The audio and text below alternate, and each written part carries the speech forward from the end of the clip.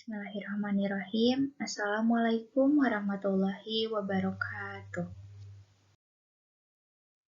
Izin memperkenalkan diri, perkenalkan nama saya Dea Yulia, mahasiswi Prodi D3 Kebidanan tingkat 1 dengan NIM 442-115. Pada kesempatan kali ini, saya akan menjelaskan tentang revolusi industri 2.0 dan dampaknya terhadap perkembangan kesehatan.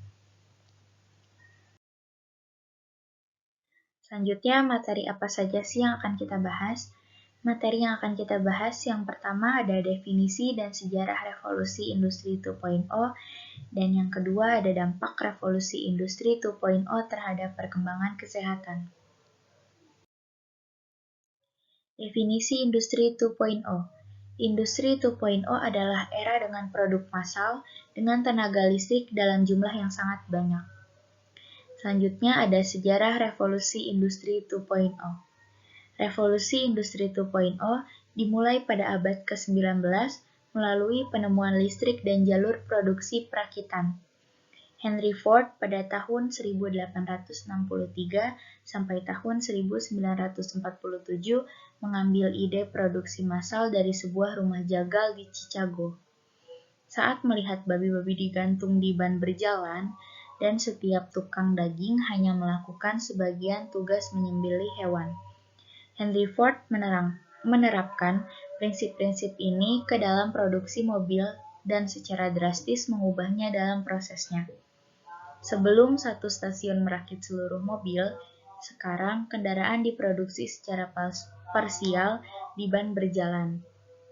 Hal ini jauh lebih cepat dan memakan biaya lebih rendah.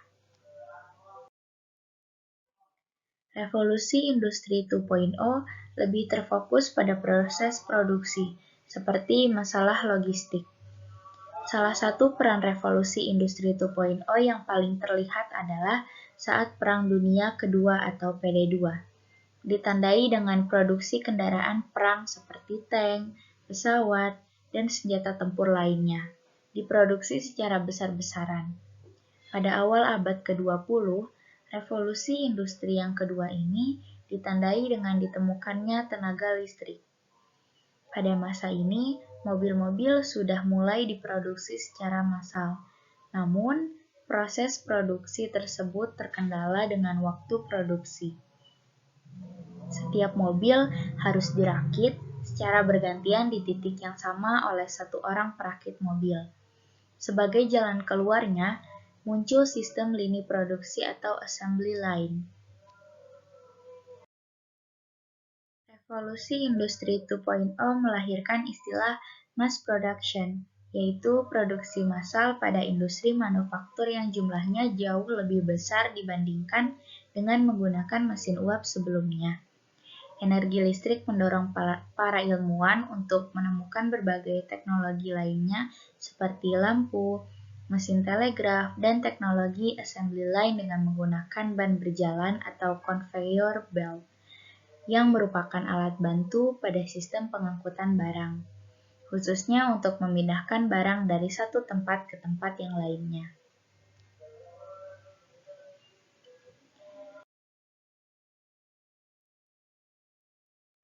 Tidak hanya sektor transportasi, revolusi industri 2.0 juga memberikan pengaruh yang kuat pada Perang Dunia Kedua.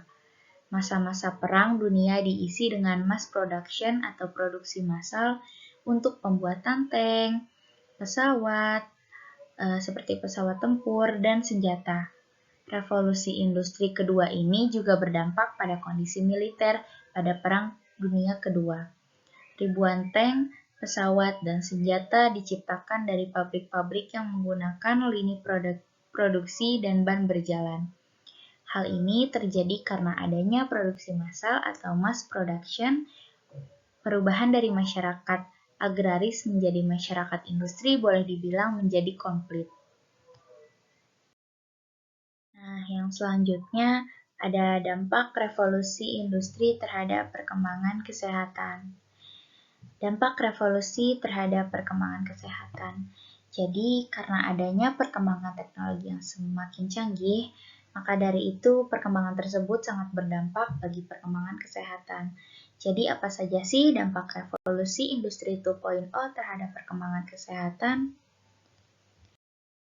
Nah, yang pertama itu ada dampak positifnya.